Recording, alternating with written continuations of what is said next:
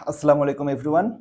আমরা এখন ম্যাথমেটিক্স 1 এর দেখতে দেখতে সর্বশেষ চ্যাপ্টারে চলে এসেছি, যে চ্যাপ্টারটার নাম হলো চ্যাপ্টার 15, যেখানকার টপিকটা হলো বৃত্ত বা সার্কেল। তো সার্কেল সম্পর্কে আপনারা অলরেডি অনেক কিছুই জানেন।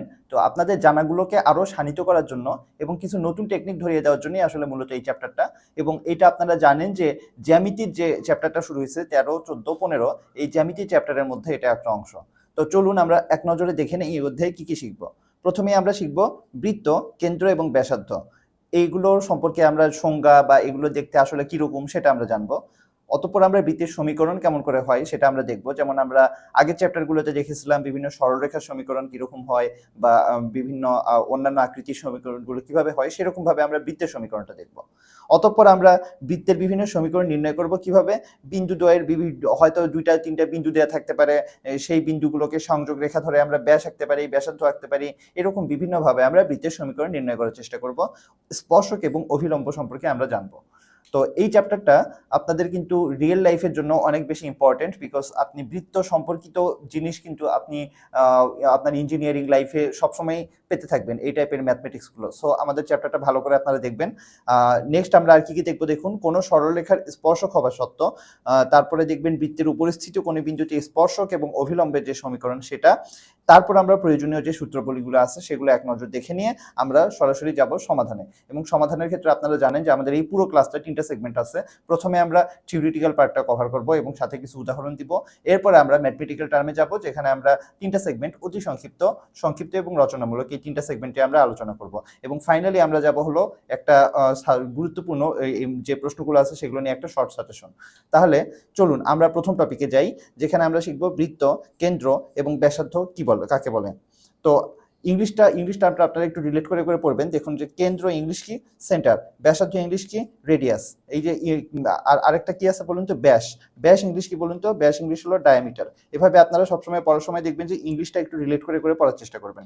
ওকে, তা এখন আমরা ফার্স্টে দেখি বৃত্ত সম্পর্কে। তো আমরা সবাই জানি যে একটা গোল একটা জিনিস, তো যেটা হলো আপনার কি হবে, একটা নির্দিষ্ট বিন্দু থাকে মাঝখানে, যে বিন্দুটাকে বলা হয় হলো কেন্দ্র।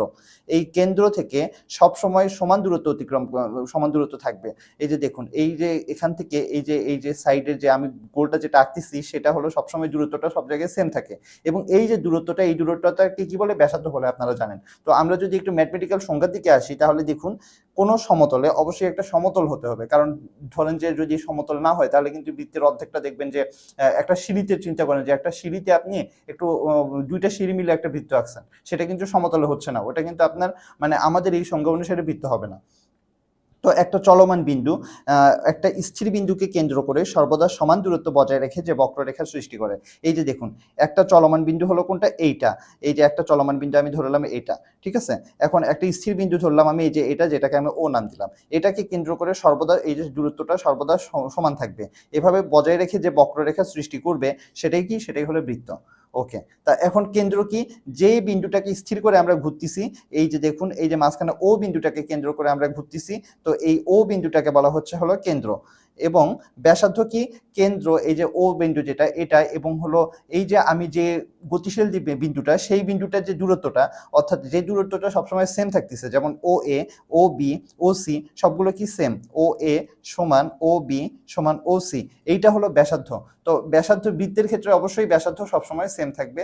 যদি সেম না থাকে তাহলে সেটাকে কিন্তু আমি বৃত্ত বলতে পারবো না। সেটার কিন্তু আপনার আরো বিভিন্ন জিনিসপত্র আছে, যেমন আমরা উপবৃত্ত আছে, অধিবৃত্ত আছে, যেগুলো সম্পর্কে আমরা ভবিষ্যতে জানবো। ওইটা হলো ওইটার মধ্যে পড়ে।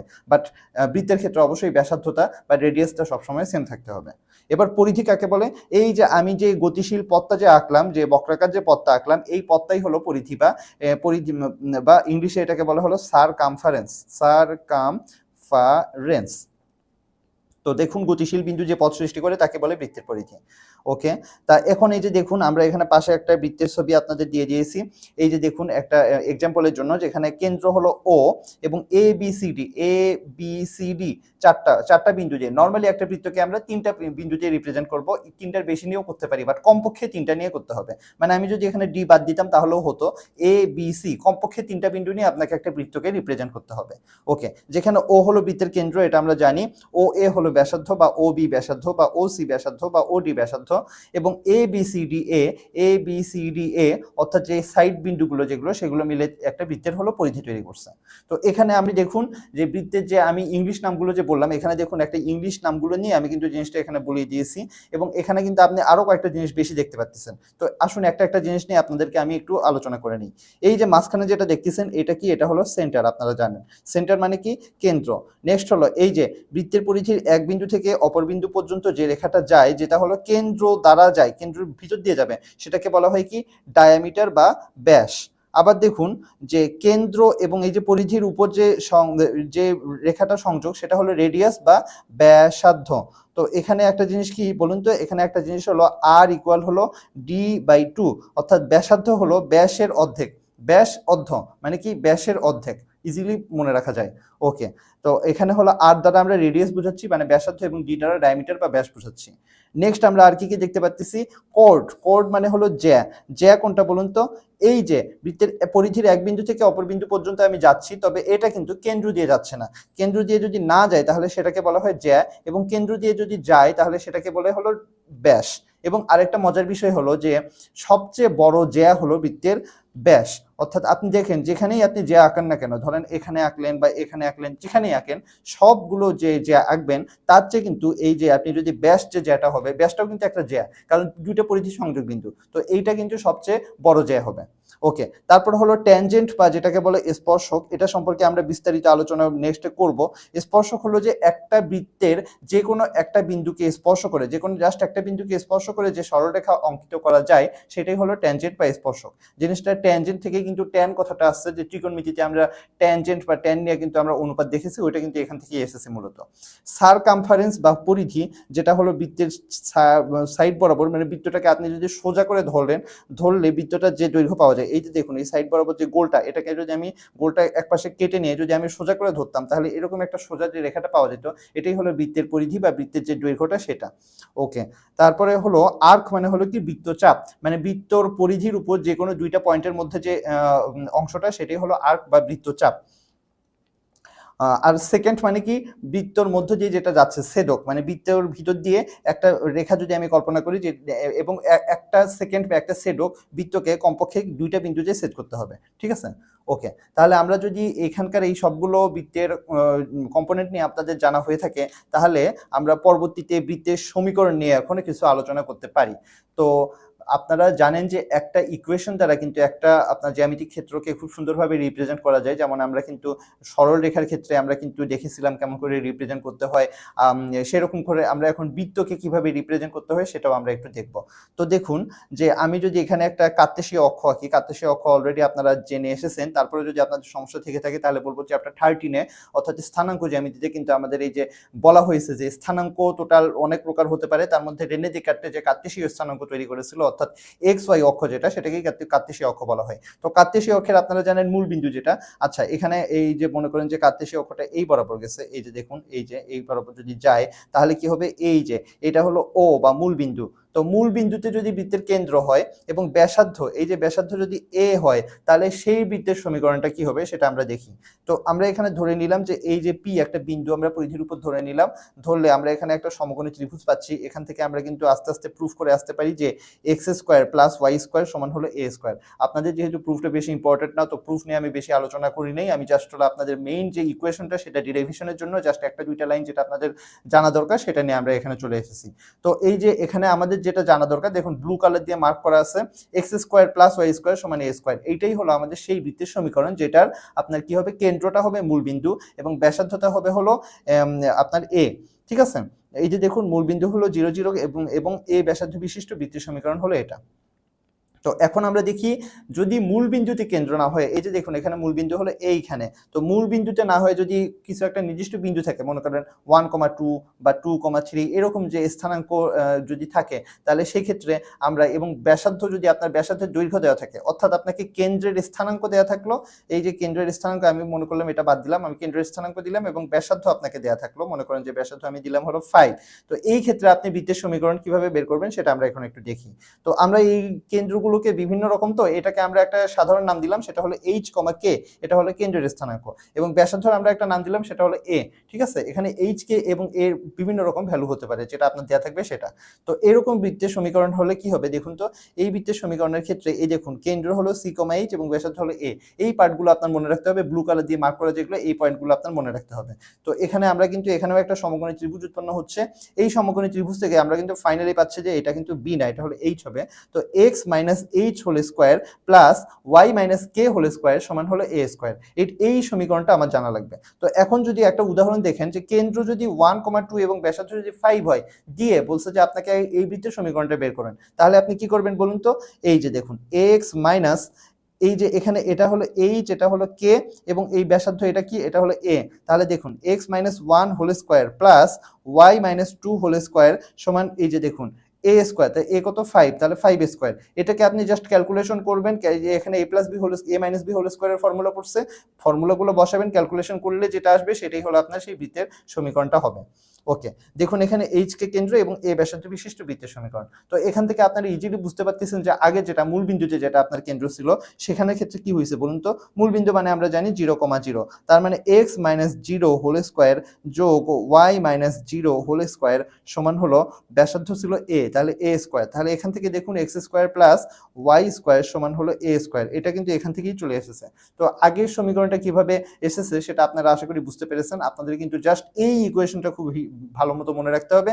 আপনাকে এই ইকুয়েশনটা যদি আপনি মনে রাখতে পারেন, আপনার যদি কেন্দ্র এবং ব্যাসার্ধ দেওয়া থাকে, সেখান থেকে আপনি একটা বৃত্তের সমীকরণ ইজিলি বের করে ফেলতে পারবেন। তো আমরা এখানে দেখুন আমরা আগের যে কাজটা করেছি সেটা কিন্তু এখানে অ্যানিমেশনের মাধ্যমে আপনারা দেখতেছেন যে এ এবং বি এখানে হলো আপনার একটা সমীকরণ দেয়া আছে। তো এই সমীকরণে দেখুন সেন্টার আপনার -6 এবং -3 সেন্টার দেয়া আছে এবং রেডিয়াস আপনার 2 দেয়া আছে। তাহলে আমি দেখুন এই যে দেখুন মানটা চেঞ্জ হয়ে যাচ্ছে, দেখছেন এই জায়গায় কি হচ্ছে -6 হয়ে যাচ্ছে, মাইনাসে মাইনাসে প্লাস হচ্ছে। এখানে দেখুন বি এর জায়গায় 3 হচ্ছে, মাইনাসে মাইনাসে +3 হচ্ছে এবং রেডিয়াস 2 ছিল, 2 স্কয়ার মানে 4 হয়ে যাচ্ছে। আরেকবার দেখুন আপনারা, এই যে দেখুন এই যে এটা হলো আপনার বৃত্তের নরমাল যে সমীকরণটা সেইটা। তো সেন্টার দেখুন, সেন্টারটা খেয়াল করুন -6 এবং -3, এই যে এটা হলো -6 -3 এবং রেডিয়াস কত? রেডিয়াস হলো এই যে দেখুন এখানে মাপা হচ্ছে, মাপে দেখা যাচ্ছে যে রেডিয়াস হলো 2। এখন এই -6টা এই যে এখানে বসলো, -3টা দেখুন এই যে এখানে চেঞ্জ হয়ে বসলো এবং আর এর জায়গায় দেখুন এই যে 2 যেটা সেটা বসলো। এভাবে কিন্তু আমরা সেন্টার এবং রেডিয়াস দেওয়া থাকলে বৃত্তের সমীকরণ খুব ইজিলি বের করতে পারি। তো আশা করি আপনারা এই অ্যানিমেশনটা থেকে খুব ভালো মতো বুঝতে পারছেন যে কিভাবে করা যায় জিনিসটা। এখন জাস্ট উল্টা আপনাকে সমীকরণ দিয়ে আপনাকে এখন বললো যে সেন্টার এবং রেডিয়াস কত, সেটা জাস্ট উল্টা। সেক্ষেত্রে আপনি কি করবেন, এই দেখুন এখানে আপনার এই যে এখানে একটা ইকুয়েশন দেয়া আছে, দিয়ে বলছে যে এটা সেন্টার এবং রেডিয়াস কত হবে। তো আমরা জানি যে এই যে দেখুন x minus H whole square যোগ ওয়াই মাইনাস কে হোল স্কোয়ার সমান হলো যদি এ স্কোয়ার হয়, তাহলে সেন্টার হবে হলো কি এইচ কমা কে। তো দেখুন এই যে এখানে -7 এবং -4, তো তাহলে সেন্টার হলো কি এই যে দেখুন মাইনাস আর এখানে প্লাস, তো মাইনাসে মাইনাসে প্লাস হয়ে 7 4 হয়ে গেল। আর রেডিয়াস কত? রেডিয়াস হলো এ স্কোয়ার, তাহলে 4 স্কোয়ার মানে কি বলে 2 স্কোয়ার, 4 মানে কি 2 স্কোয়ার, তার মানে রেডিয়াস কত? 2।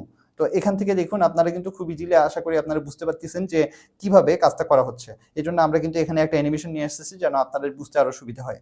ওকে, ওকে আপনারা আশা করি যে সম্পূর্ণটা দেখতে পারতেছেন এই যে কিভাবে হচ্ছে। তো আপনারা একবার দেখতে থাকুন, আমরা এটা কমপ্লিট হওয়ার পরে আমরা পরের স্লাইডে যাচ্ছি। এই যে দেখুন সুন্দর মতো হচ্ছে। ওকে, তাহলে নেক্সট আমরা যাই। নেক্সট হলো একটা বৃত্তীয় সমীকরণ নির্ণয় করতে হবে যার কেন্দ্র -g, -f এবং ব্যাসার্ধ হলো g² + f² - c √, এমন যদি থাকে। আগের বার তো আমরা এইচ কে এবং ব্যাসার্ধ a স্কয়ার দেওয়াছিলাম, বাট এখন একটু অন্যরকম। এখানে কেন্দ্র আপনাকে -g -f আছে, মানে একই রকম, বাট ব্যাসার্ধটা দেখুন একটু চেঞ্জ হয়ে গেছে। তো এইরকম যদি হয় সেক্ষেত্রে আমরা বৃত্তীয় সমীকরণ কিভাবে নির্ণয় করব।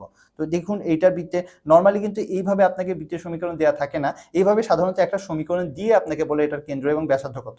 নর্মালি কিন্তু যদি কেন্দ্র এবং ব্যাসার্ধ দেওয়া থাকে, দিয়ে আপনাকে বলে যে বৃত্তীয় সমীকরণ বের করো, তাহলে আপনি আগে যে ইকুয়েশনটা শিখে আসছেন x - h whole square plus y - k whole square সমান a স্কয়ার, ওটা দিয়ে কিন্তু আপনি খুব ইজিলি বের করে ফেলতে পারবেন এবং ওটাই কিন্তু বেটার, ওটা দিয়ে আপনারা করার ট্রাই করবেন। বাট এরপরও আমরা এখানে এটা কেন করতেছি একটু পরেই আপনারা বুঝতে পারবেন। দেখুন এখানে ক্যালকুলেশন করা হচ্ছে, এই যে আগের ইকুয়েশনটাই আমরা নিয়ে আসছি এবং ওইটাকে আমরা দেখুন এই যে a - b whole square, a - b whole square আমরা ক্যালকুলেশন করলাম। ক্যালকুলেশন করার পরে ফাইনালি আমরা দেখুন কি পাইছি, ফাইনালি আমরা পাইছি x square plus y square plus 2gx plus 2fy plus c equal to 0, যেখানে h ইকুয়াল হলো -g, k ইকুয়াল -f এবং h square plus k square minus A square সমান হলো সি। তার মানে এই বৃত্তের সমীকরণের কেন্দ্রের স্থানাঙ্ক হলো মাইনাস জি মাইনাস এফ এবং ব্যাসার্ধ জি স্কোয়ার রুট ওভার জি square plus F square minus C. তো এইখানে এই যে এই ইকুয়েশনটা এবং এই যে কেন্দ্রের স্থানাঙ্ক এবং ব্যাসার্ধ, এটা কিন্তু ভেরি ভেরি ইম্পর্টেন্ট, কারণ এটাকে বৃত্তের সাধারণ সমীকরণ বলা হয়। তো এই পার্টটা কিন্তু অবশ্যই আপনাদের খুব ভালো মতো জানতে হবে, বিকজ আপনাকে যদি কোনো একটা বৃত্তের সমীকরণ লিখতে বলে তবে আপনার কিন্তু এই সমীকরণের মাধ্যমে করবেন, ঠিক আছে, বাট লাস্টে ক্যালকুলেশন করে আপনাকে এই পর্যায়ে আনার চেষ্টা করতে হবে, বিকজ এইটাই হলো বৃত্তের সাধারণ সমীকরণ। এবং এমনও হতে পারে যে আপনাকে এইভাবে সমীকরণ না দিয়ে আপনাকে এই ধরনের একটা সমীকরণ দিয়ে আপনাকে বললো এখন এই বৃত্তটার কেন্দ্র এবং ব্যাসার্ধ বের করো। সেক্ষেত্রেও কিন্তু আপনাকে এই যে দেখুন এই জিনিসটা যদি আপনার মনে থাকে তাহলে কিন্তু আপনারা খুব ইজিলি করে ক্যালকুলেশন করে বের করে ফেলতে পারবেন। তা আমি আশা করবো যে আপনারা সামনে যখন ক্লাসে আসেন তখন অবশ্যই খাতা কলম নিয়ে বসেন। তো খাতা কলম নিয়ে এখনই নোট করে ফেলেন জিনিসগুলো, বিকজ আপনি ক্লাস শুনতে শুনতে যদি নোট করেন তাহলে আপনার কিন্তু এটা দীর্ঘস্থায়ীভাবে মনে থাকবে, রেদার দেন আপনি জাস্ট শুনে গেলেন বাট নোট করলেন না, সেক্ষেত্রে আপনার কিন্তু ভুলে যাওয়ার পসিবিলিটিটা একটু বেশি থাকে। সো এই জন্য ট্রাই করবেন যে সাথে একটা খাতা কলম নিয়ে বসতে এবং আপনার ইম্পর্টেন্ট পার্টগুলো নোট করে ফেলতে। তো এখন আমরা বৃত্তের সমীকরণ তো আমরা দুইটা দেখলাম, একটা হলো X minus H whole square plus Y minus কে হোল স্কোয়ার সমান এ স্কোয়ার, এবং আরেকটা আমরা দেখলাম X square plus Y square plus 2gx plus 2hy plus C equal to 0। আমরা দুইটা ইকুয়েশন দেখলাম। এখন বৃত্তের যে সমীকরণটা মানে আমরা সাধারণ সমীকরণ যেটা বলতেছি, যেটা একটু আগে আমরা দেখে আসলাম, ওই সমীকরণের কিছু বৈশিষ্ট্য রয়েছে, অর্থাৎ যে বৈশিষ্ট্যগুলো দেখে আপনি বুঝতে পারবেন যে এটা একটা বৃত্তের সমীকরণ। আপনাকে আমি একটা সমীকরণ দিলাম, আপনি দেখে আপনি কেমন করে বুঝবেন যে এটা বৃত্তের সমীকরণ নাকি সরলরেখার সমীকরণ নাকি কি, সেটা বোঝার জন্য আপনার বৃত্তের সমীকরণের যে বৈশিষ্ট্যগুলো সেটা একটু জানা দরকার। চলুন আমরা দেখি। এটা একটা দ্বিঘাত সমীকরণ। দ্বিঘাত সমীকরণ মানে আপনারা জানেন যে সর্বোচ্চ পাওয়ার যেটা সেটা 2 হয়। তো আপনারা এখানে জানেন যে x square plus Y square plus 2gx যেহেতু এরকম আছে, তো এখানে অবশ্যই বোঝা যাচ্ছে যে এখানে দ্বিঘাত সমীকরণ এটা, কারণ সর্বোচ্চ পাওয়ার এখানে 2 দেখতেছি, প্লাস সি ইকুয়াল 0। ওকে, তারপরে দেখুন এক্স স্কোয়ার এবং ওয়াই স্কোয়ারের সহগ কিন্তু সমান। এই যে দেখুন এখানেও কিন্তু সহগ 1, এখানেও কিন্তু সহগ 1, তার মানে সহগ কিন্তু সেম হতে হবে। এক্স ওয়াই এর সমন্বিত কোনো পদ নেই, দেখুন এক্স ওয়াই এর কোনো নেই, জি এক্স আছে, এইচ ওয়াই আছে, বাট এক্স ওয়াই নেই। আবার বৃত্তটি মূল বিন্দু দিয়ে যাবে কখন, যদি সি ইকুয়াল 0 হয়। এই যে সি এটা সমান যদি 0 হয়, অর্থাৎ সি এর ভ্যালুটা যদি না থাকে তাহলে সেটা মূল বিন্দু দ্বারা বৃত্তটা যাবে। এই যে যদি হয় এই যে মূল বিন্দু দ্বারা বৃত্তটা যাবে। নেক্সট আমরা দেখি এফ ইকুয়াল যদি 0 হয় তাহলে বৃত্তের কেন্দ্র এক্স অক্ষের উপর অবস্থিত হবে। যদি এফ এই যে এটা হলো এফ, যদি এফ ইকুয়াল 0 হয় তাহলে বৃত্তের কেন্দ্রটা হবে এক্স অক্ষের উপর, অর্থাৎ এরকম হবে বৃত্তটা। আবার জি ইকুয়াল 0 হলে ওয়াই অক্ষের উপর অবস্থিত কেন্দ্র হবে, এই যে এই কেন্দ্রটা এটার উপরে হবে। আবার বৃত্তটি এক্স অক্ষকে স্পর্শ করলে জি স্কোয়ার সমান সি হবে, ওয়াই অক্ষকে স্পর্শ করলে এফ স্কোয়ার সমান সি হবে। জি স্কোয়ার সমান এফ স্কোয়ার সমান সি হলে বৃত্তটি উভয় অক্ষকে স্পর্শ করবে। তো এরপরে বৃত্তের ব্যাসার্ধ হলো রুট ওভার জি square plus F square minus C, এটা অবশ্যই আপনাদের জানা উচিত। এবং এটা সমান যদি 0 হয় তাহলে ব্যাসার্ধ 0 হবে, কারণ এটা হলো ব্যাসার্ধের ইকুয়েশন। তো ব্যাসার্ধ এটা যদি 0 হয় তার মানে ব্যাসার্ধও 0 এবং সেটাকে বিন্দু বৃত্ত বলে, অর্থাৎ জাস্ট একটা বিন্দু, অর্থাৎ এটার কোনো ব্যাসার্ধ নাই, অর্থাৎ এই যে জাস্ট এরকম একটা অবস্থা, এটার যেহেতু কোনো ব্যাসার্ধ নাই মানে কেন্দ্র এবং বৃত্তটা সেম আসলে। আবার বৃত্তটা দ্বারা এক্স অক্ষের খণ্ডিত হলো অংশ হলো 2 রুট ওভার জি স্কোয়ার মাইনাস সি এবং ওয়াই অক্ষের খণ্ডিত অংশ 2 root over f square minus c. দেখুন নিচে আপনাকে একটা বৃত্তের এই যে দেখুন এখানে আমরা হলো এই যে দেখুন এ বিটাকে আমরা যদি এইচ কে ধরি, মানে এইচ কে এটাকে আমরা যদি এ বি হিসেবে ধরি এবং আমরা এই যে ব্যাসার্ধ এ যেটা সেটাকে যদি আমরা কি বলে আর হিসেবে ধরি, তাহলে কিন্তু আপনারা এটা বুঝতে পারতেছেন। এই যে সেন্টার, এই যে পি একটা বিন্দু, তারপর দেখুন এখানে এ মানে এই যে এইটা, আবার এক্স মানে হলো এই যে এই বিন্দুটা, তারপরে হলো বি মানে এই বরাবর, ওয়াই মানে এই বরাবর। তাহলে আপনারা আশা করি এই যে রেডিয়াস কোনটা আশা করি আপনারা জিনিসটা বুঝতে পারতেছেন। ওকে, যদি বুঝতে পারে থাকেন তাহলে এখন আমাদের একটা উদাহরণ দেখার টাইম হয়ে গেছে। উদাহরণটা আমরা দেখি, একটা সংক্ষিপ্ত প্রশ্নোত্তর উদাহরণ আমরা দেখতেছি, যেখানে বৃত্তের কেন্দ্র আপনাকে দেয়া আছে এবং এক্স অক্ষকে বৃত্তটা স্পর্শ করে এই অবস্থায় বৃত্তের সমীকরণ নির্ণয় করতে বলা হয়েছে। তো একটু আগেই আমরা কি দেখলাম, বৃত্তের যে আপনার সমীকরণের যে বৈশিষ্ট্যগুলো দেখলাম, সেখান থেকে আমরা দেখলাম যে বৃত্তের এক্স অক্ষকে স্পর্শ করার যে সত্যটা সেটা কিন্তু আমরা দেখে ফেলেছি। তো তার আগে আমরা কি লিখবো, আমরা বৃত্তের যে সাধারণ যে সমীকরণটা সেটা আমরা লিখে ফেললাম। প্রথমে লিখে এখানে বৃত্তের কেন্দ্র দেয়া আছে, তো আমরা জানি যে বৃত্তের কেন্দ্র কোনটা, মাইনাস জি এবং মাইনাস এফ। তার মানে আমরা এখন বসাইতে পারবো, বসালেই দেখুন জি এবং এফ এর ভ্যালু বের হয়ে গেছে, এটা আমরা এখন বসাবো এখানে। তাহলে জি এবং এফ এর ভ্যালু যেহেতু বের হয়েছে, আমরা সেখান থেকে আরেকটা হলো যে বলছে বৃত্তটি এক্স অক্ষকে স্পর্শ করে। একটা করে আপনারা টার্ম আগাবেন, ধরে আগাবেন, তাহলে আপনাদের কিন্তু অঙ্কটা করা খুব সহজ হয়ে যাবে। তো এক্স অক্ষকে যেহেতু স্পর্শ করে, সেক্ষেত্রে আমরা একটু আগে কন্ডিশন দেখে আসছি যে জি স্কোয়ার সমান সি হতে হয়। তো জি এখানে -1, এটাকে হোল স্কোয়ার করলাম সমান 1 হলো, তার মানে জি এর ভ্যালু আমি পেয়ে গেলাম, এফ এর ভ্যালু আমরা পেয়ে গেলাম, সি এর ভ্যালু আমরা পেয়ে গেলাম। তার মানে আমাদের তিনটে কনস্ট্যান্টের ভ্যালুই আমরা জেনে গেলাম। তো এখন আমরা জাস্ট 1 নম্বর সমীকরণে যদি বসাই সবগুলো, তাহলে কিন্তু আমি বৃত্তের সমীকরণটা পেয়ে যাব। এই যে দেখুন বসালাম। এখন আমরা কি করব, ক্যালকুলেশন করব। এই যে এখানে কত হচ্ছে, -2x হচ্ছে, এখানে 3 × 6y হচ্ছে। এই যে ক্যালকুলেশন করে যেটা পেলাম সেটাই কিন্তু আমার বৃত্তের সমীকরণ। এখন আমাদের নেক্সট টপিক যেটা হলো 15.3, যেখানে আমরা বিন্দু দ্বয়ের সংযোজক রেখাকে ব্যাস ধরে অঙ্কিত বৃত্তের সমীকরণ বের করব। তো আমরা তো নর্মালি বৃত্তের সমীকরণ বের করছি, বাট এখন যদি আপনাকে দুইটা বিন্দু এরকম দেয়া থাকে, দিয়ে যদি বলে এখন এই দুই বিন্দু দ্বারা ব্যাসার্ধ গেছে এরকম একটা বৃত্তের সমীকরণ আপনি বের করেন, তাহলে সেক্ষেত্রে আমরা কি করব সেটা আমরা এখন একটু দেখব। চলুন, এই যে দেখুন এটা হলো বৃত্তের উপর একটা বিন্দু, এখানে এ এবং বি দুটা বিন্দু, আমাদের বের করতে হবে এই দুটো বিন্দুকে আমাদের ব্যাস ধরে আমাদের বৃত্তটাকে করতে হবে।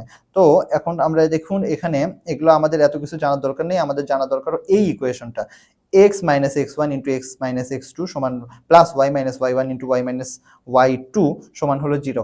এই সমীকরণটা দ্বারা আপনি x1 y1 এবং x2 y2 দুটি বিন্দুদ্বয়ের সংযোজক রেখাকে ব্যাস ধরে অঙ্কিত বৃত্তের সমীকরণ কিন্তু বের করে ফেলতে পারবেন। তো এই যে দেখুন x1 y, এই যে x1 মানে একটা উদাহরণ যদি থাকে, এটা মনে করেন 1 আর 2, এটা 3 এবং 4, তাহলে x1 এর জায়গায় 1, x2 এর জায়গায় কত 3, y1 এর জায়গায় কত 2, y2 এর জায়গায় কত 4। জাস্ট বসাবেন, ক্যালকুলেশন করবেন। এটা কিন্তু জানেন যে নর্মাল কিন্তু গুণ করা হচ্ছে, এটার সাথে এটা গুণ যাবে, মানে তারপরে এখানে গুণ টুন করে সবকিছু ক্যালকুলেশন করে আপনি যেটা পাবেন সেটাই কিন্তু আমার বৃত্তের সমীকরণ হবে। তো এখান থেকে আমরা কিছু অনুসিদ্ধান্ত বা করোলারি ড্র করতে পারি। অনুসিদ্ধান্ত মানে হলো করোলারি, এই আমরা কিছু ড্র করতে পারি। সেইটা হলো দেখুন যে x1 y1 যে বিন্দুটা আছে সেটা যদি এই যে এই বৃত্তের অর্থাৎ মূল বিন্দুতে সেন্টারওয়ালা বৃত্তে যদি বাইরে হয়, সেই ক্ষেত্রে কি হবে, এই যে এরকম হবে x² + y² x1² + y1² - a² > 0 হবে। যদি বৃত্তের উপরে হয় তাহলে হবে ইকুয়াল 0 এবং বৃত্তের ভিতরে হবে হলো <0। দেখুন আপনারা কিন্তু জাস্ট এই যে ব্লু কালার যে পয়েন্টটা হাইলাইট করা আছে, এই জন্য কিন্তু আমরা আপনাদের বোঝার সুবিধার্থে এখানে হাইলাইটার ইউজ করেছি। তো এভাবে আপনারা দেখবেন, আশা করি আপনাদের বুঝতে আরো আগের চেয়ে সুবিধা হচ্ছে এখন। তো দেখুন এই বৃত্তটা এখন আমরা এই তিনটা কনক্লুশন একসাথে ড্র করলে কি হবে, বৃত্তের বাইরে উপরে বা মধ্যে হবে যদি x1² + y1² + 2gx1 + 2fy1 + c <= 0 হয়। একবারে আমরা তিনটা কনক্লুশন এখানে ড্র করলাম। তো এখন আমরা স্পর্শক এবং অভিলম্বের সংজ্ঞা নিয়ে একটু আলোচনা করব। স্পর্শক মানে আমরা জানি ট্যানজেন্ট, এবং অভিলম্ব তার মানে হলো আমরা জানি নর্মাল। তো স্পর্শক মানে আপনাদেরকে একদম শুরুতেই আমি বলছি যে একটা বৃত্তের যে কোনো একটা বিন্দুকে স্পর্শ করে যে সরলরেখা যায় সেটাকে স্পর্শক বা ট্যানজেন্ট বলা হয়। এবং অভিলম্ব, এই যে দেখুন অভিলম্ব কোনটা, যদি এই একটা পয়েন্ট বরাবর লম্ব হয় তাহলে সেটাকে অভিলম্ব বলা হচ্ছে। তাহলে দেখুন এই যে পিকিউ রেখার সীমান্ত অবস্থানকে এই যে এখানে জাস্ট সংজ্ঞাটা একটু ভালো মতো দেওয়া আছে। ওকে, তাহলে কোনো স্পর্শক বক্ররেখার সাথে যে বিন্দুতে মিলিত হয় তাকে স্পর্শবিন্দু বলা হয়। অর্থাৎ যে বিন্দুতে মিলিত হচ্ছে সেটা হলো স্পর্শবিন্দু। এই বিন্দুতে টাচ করতেছে এটা স্পর্শবিন্দু এবং এই রেখাটা হলো স্পর্শক। তো অভিলম্ব কোনটা, কোনো বক্ররেখার স্পর্শবিন্দু দিয়ে যায় এবং স্পর্শকের উপর লম্ব। এই একটা স্পর্শক আছে, যে স্পর্শকটার উপর যদি এটা লম্ব হয়, এটা অবশ্য দেখতে লম্ব মনে হচ্ছে না, মানে এই যে এটা আর কি, যদি লম্ব হয় তাহলে সেই ক্ষেত্রে কি হবে, সেই স্পর্শকের উপর যে লম্ব রেখাটা সেটা কি বলা হয় হলো অভিলম্ব বা নরমাল। ঠিক আছে, নরমাল দ্বারা কিন্তু সাধারণ মনে করার কারণ নেই, আমাদের এখানে সার্কেলের ভাষায় নরমাল দ্বারা অভিলম্ব বোঝানো হয়। নেক্সট টপিক 15.5, যেখানে আমরা কোনো সরলরেখার স্পর্শক হবার সত্যটা দেখব, অর্থাৎ condition that a straight line মানে সরলরেখা মে টাচ আ সার্কেল। তো দেখুন y = mx + c আমরা জানি সরলরেখার সমীকরণ। এই সরলরেখার সমীকরণটা x² + y² + a² এই বৃত্তটাকে স্পর্শ করার যে সত্যটা সেটা আমরা এখন দেখব। চলুন, এই যে x² + y² + a² এই বৃত্তের কেন্দ্র হলো 0 0 এবং ব্যাসার্ধ a হয়, সেটা আপনাদের একটু আগেই কিন্তু আমাদের জানানো হয়েছে।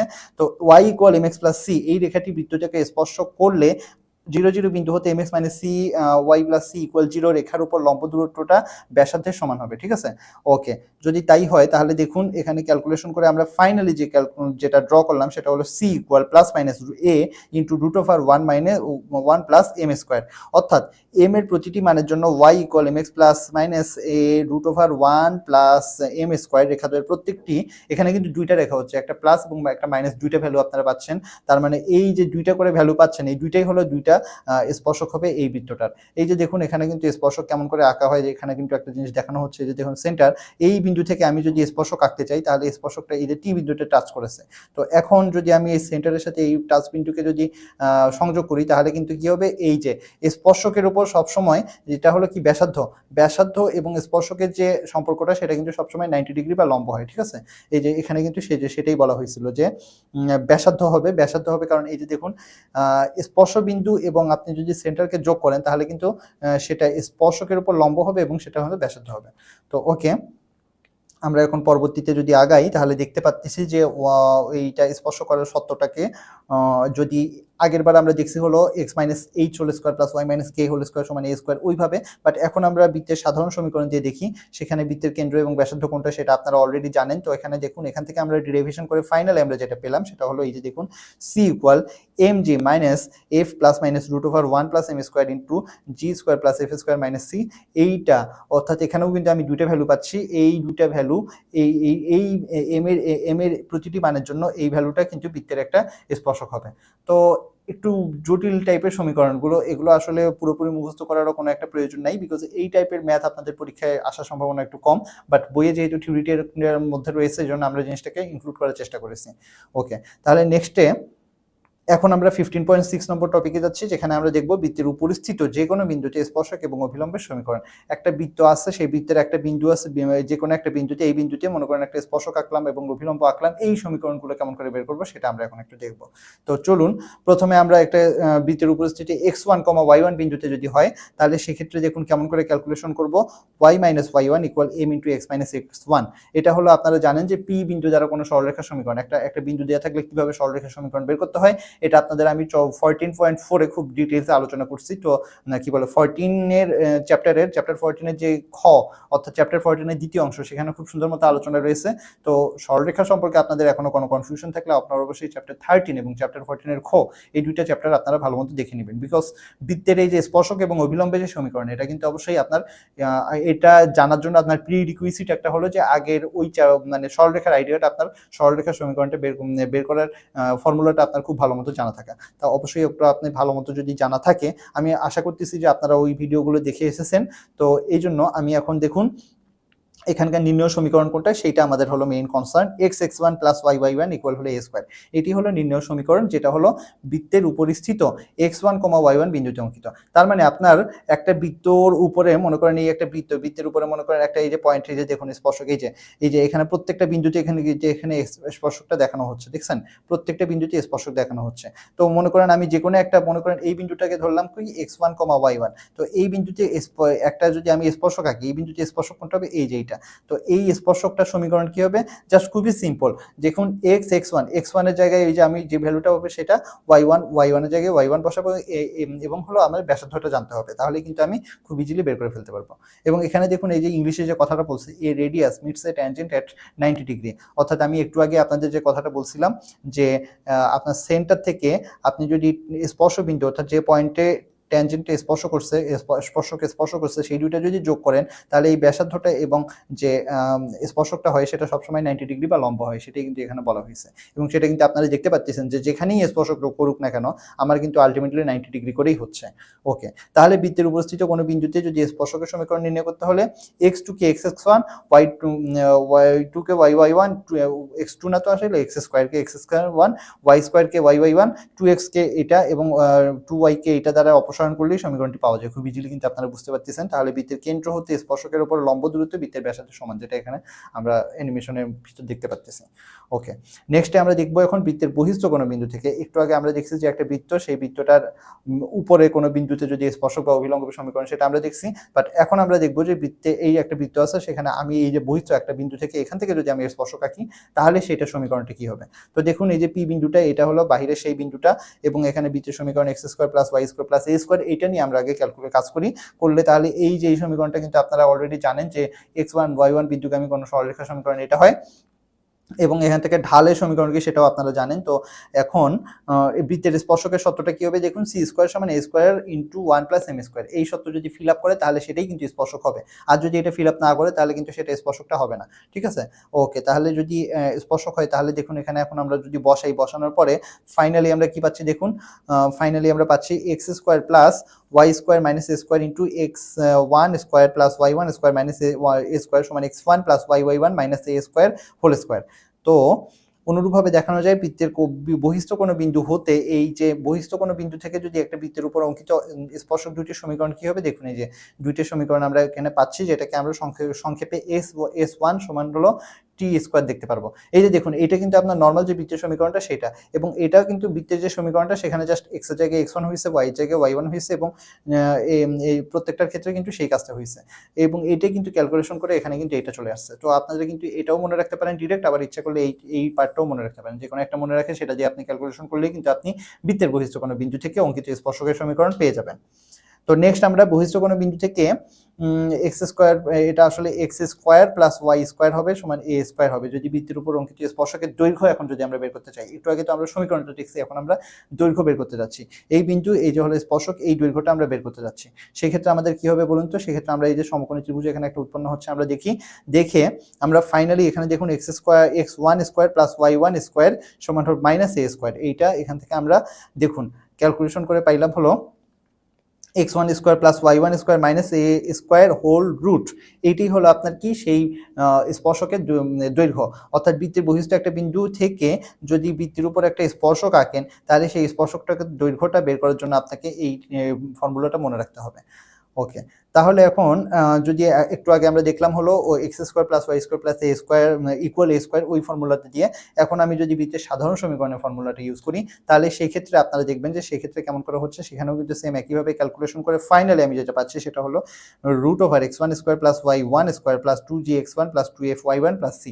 জাস্ট একই জিনিস, আপনি খালি এক্স ওয়াই এর জায়গায় এক্স ওয়ান ওয়াই ওয়ানের ভ্যালুটা বসাবেন এবং হোল রুট করে দিবেন, তাহলে কিন্তু আপনি স্পর্শকের দৈর্ঘ্যটা পেয়ে যাবেন। তো এখন চলুন আমরা একটা উদাহরণ দেখি, সংক্ষিপ্ত প্রশ্ন উত্তর একটা উদাহরণ আপনারা দেখতে পাচ্ছেন, যেখানে আমরা প্রশ্নটা হলো x square plus Y square equal 4, বৃত্তের ওপর অঙ্কিত স্পর্শকের সমীকরণ নির্ণয় করতে বলা হয়েছে। স্পর্শকের সমীকরণ আমরা একটু আগে কিন্তু ফর্মুলা দেখে আসছি কেমন করে নির্ণয় করতে হয়, যেটা x minus 2y plus 7 equal 0 এই রেখাটার উপর লম্ব হবে। তো একটা রেখার উপর লম্ব রেখার সমীকরণ কিভাবে বের করতে হয় বলুন তো? আপনারা জানেন যে কি করতে হয়, জাস্ট সহগগুলো উল্টোপাল্টা করে দিতে হয়, অর্থাৎ এই সহগ এখানে আসবে, এই সহগ এখানে আসবে, এবং যে কোনো একটা চিহ্ন যে কোনো একটা চিহ্ন চেঞ্জ করে দিতে হয়, অর্থাৎ মাইনাস থেকে প্লাস বা প্লাস থেকে মাইনাস, এবং যে কনস্ট্যান্টটা সেটা চেঞ্জ করে দিতে হয়, তাহলে কিন্তু আমরা লম্বের সমীকরণটা পাই। তো আমরা এখানে দেখুন এই যে বৃত্তের যে সমীকরণটা, এখান থেকে আমরা ইজিলি বুঝতে পারতেছি যে সেন্টার এখানে 0 0 এবং ব্যাসার্ধ হলো 4 মানে হলো 2 এখানে। ওকে, তাই যদি হয় তাহলে এই যে এইটার উপর লম্ব স্পর্শকের সমীকরণ, যেটা আমি বললাম যে জাস্ট সহগুলো ইন্টারচেঞ্জ করা হয়েছে এবং একটা কনস্ট্যান্ট ধরা হয়েছে, এবং এখানে যেহেতু মাইনাস ছিল আমি এটাকে প্লাস ধরে নিলাম। ধরে এখন আমাদের লম্ব দূরত্ব কেমন করে বের করতে হয় এটাও কিন্তু আপনাদের কিন্তু ওই যে চ্যাপ্টার 14 বি পার্টটাতে ওখানে কিন্তু লম্ব দূরত্ব বের করার সিস্টেমটা জানা হয়েছিল, যে root over A square plus B square হয় নিচে এবং উপরে হয় A plus B plus C, মানে A X plus B Y plus C. তো এই যে দেখুন এই যে এইখানে এক্স এর জায়গায় কি হবে, এই যে 0, ওয়াই এর জায়গায় কি হবে 0, এবং কে এর জায়গায় তো কে এর জায়গায় কেই থাকলো, নিচে হলো এ স্কোয়ার প্লাস বি স্কোয়ার, তাহলে এ কোনটা এটা এবং বি কোনটা, এখানে হলো এর সাথে কি আছে 1 আছে। তো এভাবে কিন্তু ক্যালকুলেশন করলাম, এবং এ পাশে কি হচ্ছে কে বাই রুট 5। ওকে, যদি এটাই হয় এটা ক্যালকুলেশন করে কিন্তু দেখুন নিচে কত হচ্ছে 2 গুণে 4 রাখে 5 মানে রুট 5, আর উপরে হচ্ছে হলো জাস্ট কে। তো এখন সত্যমতে এখানে আমাদের বলা আছে কি ব্যাসার্ধ যেহেতু 2, এবং আমরা জানি যে একটা বৃত্তের কোনো একটা বিন্দুতে স্পর্শক সেটা ব্যাসার্ধের উপর কি হয়, লম্ব হয়। তা ব্যাসার্ধ যেহেতু 2, তার মানে আমার এই দূরত্বটা কত, সেটাও কিন্তু 2। এই যে দেখুন এই জন্যই কিন্তু লম্ব দূরত্বটা 2 লেখা হয়েছে, অর্থাৎ এইটা সমান 2 হলো। তাহলে এখান থেকে আমরা কি এই যে এই চিহ্ন বাইরের চিহ্নটা কি, এটা হলো পরমাণ চিহ্ন অর্থাৎ মডুলাস চিহ্ন। আপনারা জানেন যে লম্ব দূরত্ব সব ক্ষেত্রে পজিটিভ হয়, এই জন্যই কিন্তু এই চিহ্নটা ইউজ করা হয়। তো ঠিক আছে, এখন এই রুট 5 এই পাশে ভাগ আছে, এই পাশে গুণ হয়ে গেল, তাহলে প্লাস মাইনাস 2 রুট 5 দুটো এখানে, এখন কিন্তু আমাদের মডুলাস চিহ্নটা উঠে যাবে, কারণ আমরা এখানে দেখতেছি যে স্পর্শকের সমীকরণ নির্ণয় করতে পারছি। সমীকরণের ক্ষেত্রে এখানে কিন্তু প্লাস মাইনাস দুটোই হতে পারে, এই জন্য দুইটাই হইলো। এখন কে এর মানটা আমরা এই যে 1 নম্বর সমীকরণের মধ্যে বসালে আমরা এখানে প্লাস মাইনাস 2 রুট 5 এখানে বসাই দিলাম, তাহলে যেটা পাচ্ছি এটাই কিন্তু আমার সেই নির্ণয় সমীকরণ। ওকে, তার মানে এখানে কিন্তু আমরা আসলে দুটি স্পর্শকের সমীকরণ পাচ্ছি, অর্থাৎ এই বৃত্তটা হলে এই একটা স্পর্শক, এই একটা স্পর্শক, দুইটা স্পর্শক এখানে আমরা পাচ্ছি। দুইটার ক্ষেত্রেই কিন্তু আপনার এই যে দূরত্বটা, লম্ব দূরত্ব সেটা কত 2। পরবর্তীতে আমরা দেখি বৃত্তের উপর কোনো বিন্দুতে অভিলম্বের সমীকরণ। একটু আগে আমরা স্পর্শকের সমীকরণ দেখলাম, এখন আমরা অভিলম্বের সমীকরণ নিয়ে একটু আলোচনা করি। দেখুন অভিলম্বের সমীকরণ হলে এই যে দেখুন স্পর্শকের সমীকরণ কোনটা সেটা কিন্তু একটু আগে আপনাদের দেখানো হয়েছে যে x(1 + y(1) সমান হলে a²। এটা হলো বৃত্তের x(1, y1) বিন্দুতে সমীকরণ, স্পর্শকের সমীকরণ। তার মানে এখান থেকে ক্যালকুলেশন করে আমরা দেখুন ফাইনালি যেটা নির্ণয় সমীকরণ পাচ্ছি, আমাদের এটা জানা দরকার y - y1 বা এটাও লাগবে না, আমাদের লাগবে এইটা x1 y - y1 x = 0। দেখুন এটার সাথে এটা কিন্তু অনেকটা মিল রয়েছে, ঠিক আছে।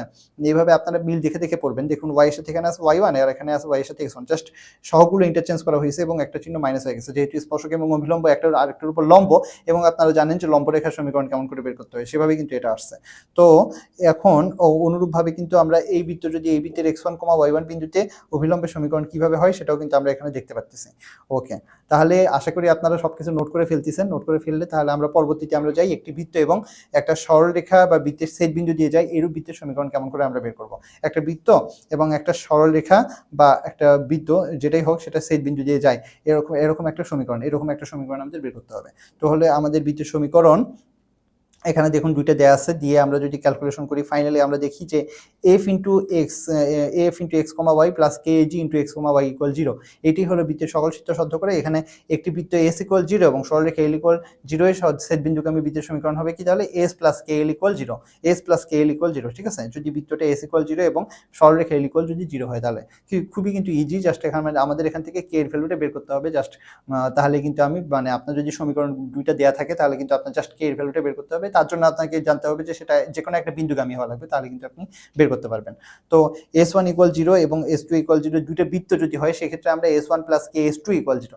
দেখুন এই জিনিসটি দুইটার সমীকরণ কিন্তু একটাই, যদি আপনার সরলরেখা হয় বা বৃত্ত হয় যেটাই হোক না কেন দুইটা কিন্তু একই রকম জিনিস আর কি।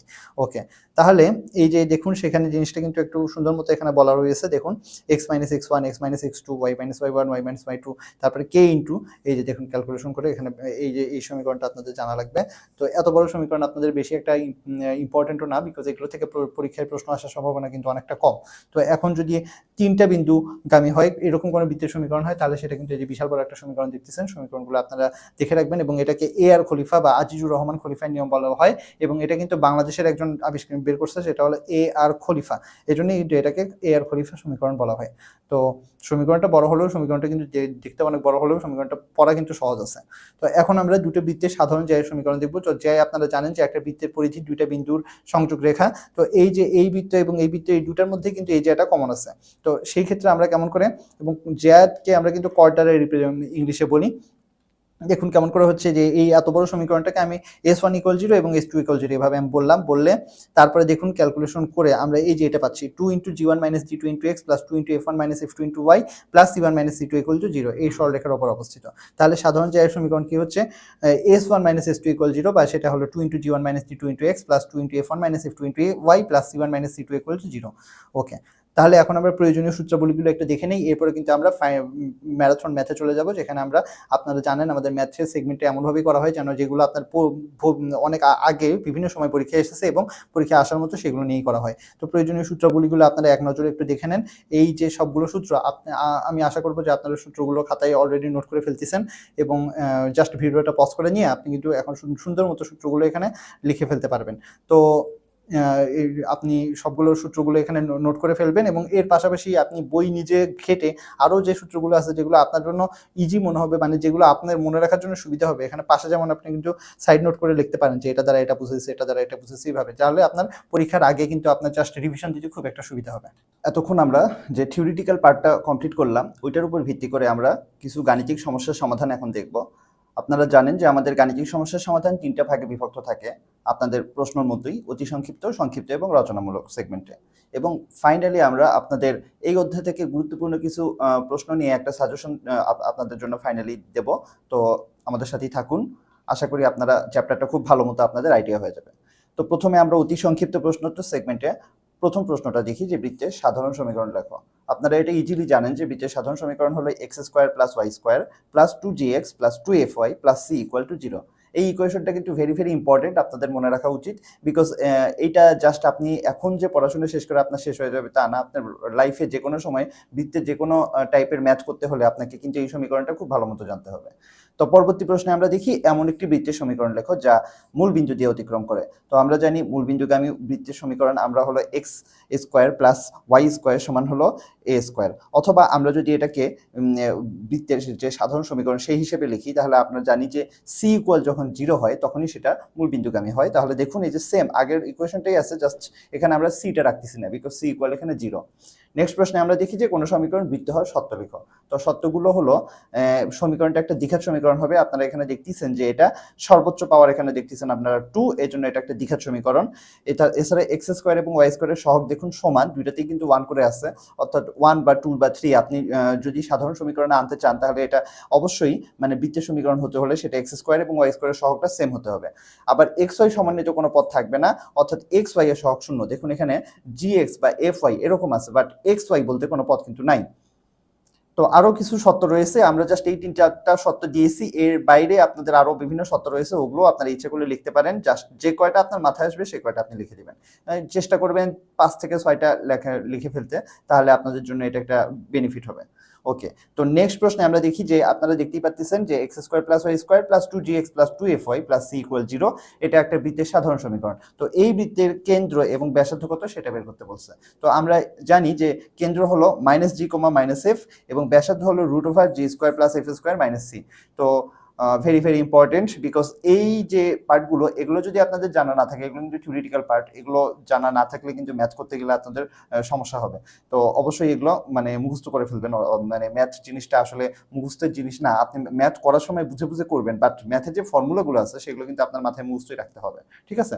তো ম্যাথের কিন্তু আসলে মুখস্থ না, দুইটার মধ্যেই আছে। কিছু অংশ আপনি মেমোরাইজ করবেন, কিছু অংশ আপনি মেমোরাইজ ছাড়া বুঝে বুঝে করবেন। তো এখন পরবর্তীতে আমরা দেখি বৃত্তের সাধারণ সমীকরণ মূল বিন্দুগামী হওয়ার শর্ত কি। এটা তো একটু আগেই আমরা দেখলাম যে সি ইকুয়াল 0 হতে হবে, অর্থাৎ এই যে বৃত্তের যে সাধারণ যে সমীকরণটা দেখতেছি এখানে সি ইকুয়াল 0, এই পার্টটা যদি না থাকে তাহলে সেটা মূল বিন্দুগামী হয়। আবার এবার দেখি যে জি স্কোয়ার ইকুয়াল সি যদি হয় তাহলে বৃত্তটি কোন অক্ষকে স্পর্শ করবে, তখন আমরা জানি বৃত্তটি এক্স অক্ষকে স্পর্শ করবে। আর যদি এফ স্কোয়ার সমান সি হয় তাহলে সেটা বৃত্তটি ওয়াই অক্ষকে স্পর্শ করবে। এখন সাধারণ বৃত্ত দ্বারা এক্স অক্ষের খণ্ডিত অংশের পরিমাণ কত? 2√g² minus C. আর যদি বলতো যে ওয়াই অক্ষের খণ্ডিত অংশের পরিমাণ কত, তাহলে হতো 2√f² মাইনাস সি।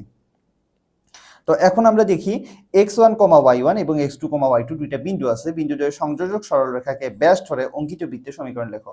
তা আপনারা যদি আমার থিওরিটিক্যাল পার্টটা অলরেডি ভালো মতো শুনে আসেন তাহলে দেখবেন যে ওখানে অলরেডি আপনাদের খাতায় যদি আপনি নোট করে ফেলেন তাহলে দেখবেন এই সমীকরণটা কিন্তু অলরেডি লেখা আছে, বিকজ ওটা কিন্তু আমাদের পড়ানো হয়ে গেছে। দেখুন সমীকরণটা কি, x minus x1 into x minus x2 plus y minus y1 into y minus y2 equal হলো 0।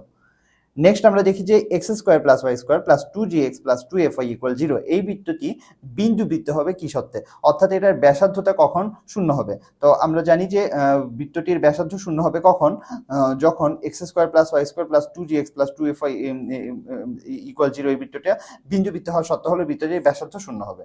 ওকে, তো নেক্সট আমরা দেখতেছি যে বৃত্তটির ব্যাসার্ধ আমরা জানি যে √g² plus f² minus c, এটাই হলো সেই ব্যাসার্ধ এবং এটা হলো শূন্য হতে হবে। এখন জি ইকুয়াল যদি 0 হয় তাহলে বৃত্তের কেন্দ্র হবে হলো কেন্দ্রের ভুজের মান হবে 0, অর্থাৎ এটা ওয়াই অক্ষের উপর অবস্থিত হবে। এবং যদি এফ ইকুয়াল 0 হয় তখন সেটা কি হবে, তখন এটা এক্স অক্ষের উপর অবস্থিত হবে। নেক্সট প্রশ্নে আমরা যাই -2, -4 কেন্দ্র বিশিষ্ট বৃত্তটি এক্স অক্ষকে স্পর্শ করলে বৃত্তের ব্যাসার্ধ কত হবে। তো বৃত্তটি যেহেতু এক্স অক্ষকে স্পর্শ করে তাহলে বৃত্তের ব্যাসার্ধ ইকুয়াল হবে হলো কেন্দ্রের যে কোটির মান। কোটি মানে আপনারা জানেন যে ওয়াই এর মানটাকে কোটির মান বলা হয়।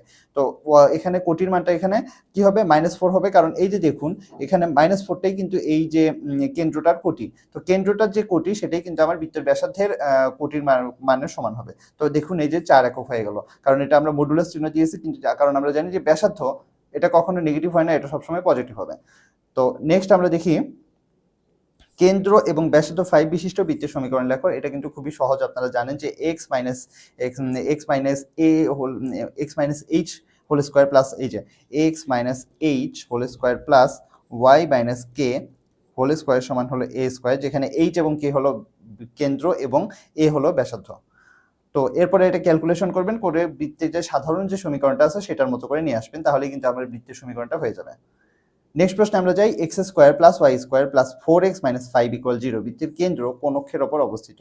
তো আমরা এখানে দেখতেছি যে এটাকে যদি আমরা বৃত্তের সাধারণ যে সমীকরণটা আছে সেটার সাথে আমরা যদি তুলনা করি তাহলে আমরা দেখতে পাচ্ছি যে 2f ইকুয়াল 0 এবং সেখান থেকে আমরা দেখতেছি যে f ইকুয়াল 0 বিকজ আমরা জানি যে 2fy, তো এখানে যেহেতু y এর টার্মটা নাই তার মানে বোঝা যাচ্ছে যে 2f এর মান এখানে 0 অর্থাৎ f এর মান 0। তো f এর মান 0 হলে বৃত্তটা কিন্তু x অক্ষের ওপর অবস্থিত হয়।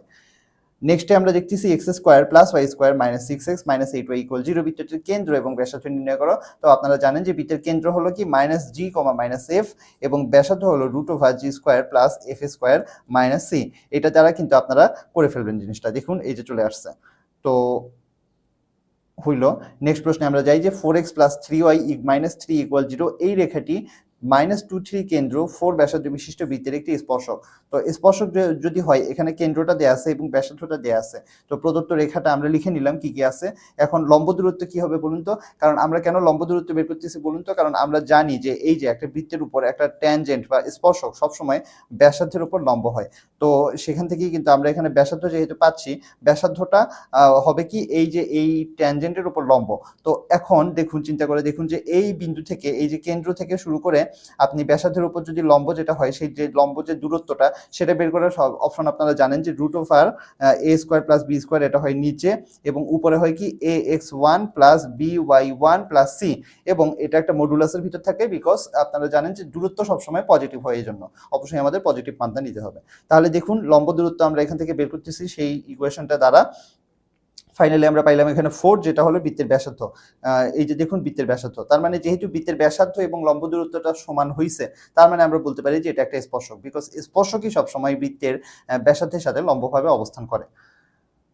এখন আমরা সেই সঙ্গে অতি সংক্ষিপ্ত প্রশ্নোত্তরের সেগমেন্ট শেষ করে ফেললাম। এখন আমরা সংক্ষিপ্ত প্রশ্নোত্তর সেগমেন্টে চলে যাচ্ছি। তো আমাদের প্রথম প্রশ্ন, 5,6 কেন্দ্র বিশিষ্ট বৃত্তটি 3x plus 4y minus 24 equal 0 রেখাকে স্পর্শ করে এর সমীকরণটি নির্ণয় করো। তাহলে আমরা এখানে বৃত্তটির কেন্দ্র যেটা আছে সেটা আমরা লিখে ফেললাম এবং লম্ব দূরত্বটা আমরা এখানে বের করবো, বিকজ এখানে দেখুন এখানে বলছে যে একটা বৃত্ত সেটা একটা রেখাকে স্পর্শ করতেছে, যেহেতু স্পর্শ করতেছে তার মানে আমরা বুঝতেই পারতেছি যে এটা একটা হলো স্পর্শক। তো স্পর্শক এবং কি হয়, ব্যাসার্ধের উপর স্পর্শকটা কি লম্ব হয়। তো সেখান থেকেই কিন্তু আমরা বের করতে পারবো যে এখানে লম্ব দূরত্বটা আমরা এখানে বের করতেছি। লম্ব দূরত্ব বের করার সময় আমরা এই যে 5,6 এই বিন্দু থেকে আমরা এই যে 3x প্লাস 4y মাইনাস 24 এই রেখাটার উপরে লম্ব দূরত্বর যেটা ইকুয়েশন মানে ফর্মুলা সেটা আপনারা জানেন যে ax1 plus by1 plus c divided by root over a square plus B square. তো সেখান থেকে আমরা ক্যালকুলেশন করে দেখুন এখানে পেয়ে গেলাম কত, লম্ব দূরত্ব যেটা হলো 3। দেখুন ক্যালকুলেশনটা আপনারা ইজিলি বুঝতে পারতেছেন, এটা 3x, x এর জায়গায় কিন্তু 5 বসছে, y এর জায়গায় দেখুন 6 বসছে, নিচেও দেখুন নিচে হলো root over a square plus B square. তো a হলো এই যে 3, b হলো এই যে 4, তারপরে ক্যালকুলেশন করে আসছে হলো 3। তো তাহলে বৃত্তের ব্যাসার্ধ এখানে কত হবে, 3 একক হবে। তাহলে এখন দেখুন কেন্দ্র এবং ব্যাসার্ধ আমরা পেয়ে গেছি, তাহলে এখন বৃত্তের সমীকরণ আমরা ইজিলি বের করতে পারবো কিভাবে, এই যে x minus H square plus Y minus K square সমান হলো a স্কোয়ার, সেটা দিয়ে আমরা কিন্তু ক্যালকুলেশন করে ফাইনালি আমরা দেখুন এই যে এখানে কি করা হয়েছে বলুন তো, a minus b whole square formula আপনারা জানেন যে a minus b whole square সমান হলো a square minus twice a b plus হলো বি স্কোয়ার, এবং এখানেও কিন্তু same a minus b whole স্কোয়ারের ফর্মুলা, দুটো ফর্মুলা আমরা এখানে ক্যালকুলেশন করবো, করার পরে দেখুন যোগ বিয়োগ করা যায় এখানে x square plus Y square minus 10x minus 12y, আর এই যে এখানে 25 আর এখানে আছে 36, দুইটা যোগ করে কি আসতেছে 52, আর এখানে আছে 9, এটা এই পাশে চলে আসলো, সবকিছু ক্যালকুলেশন করে আসলো 52। তো এটাই আমার সেই বৃত্তের সমীকরণ। পরবর্তী প্রশ্নে আমরা যাই, lx plus my equal to 1 এই রেখাটি যদি x square plus Y square minus 2ax equal 0 বৃত্তকে স্পর্শ করে তাহলে প্রমাণ করতে হবে am স্কোয়ার প্লাস 2al সমান হলো 1।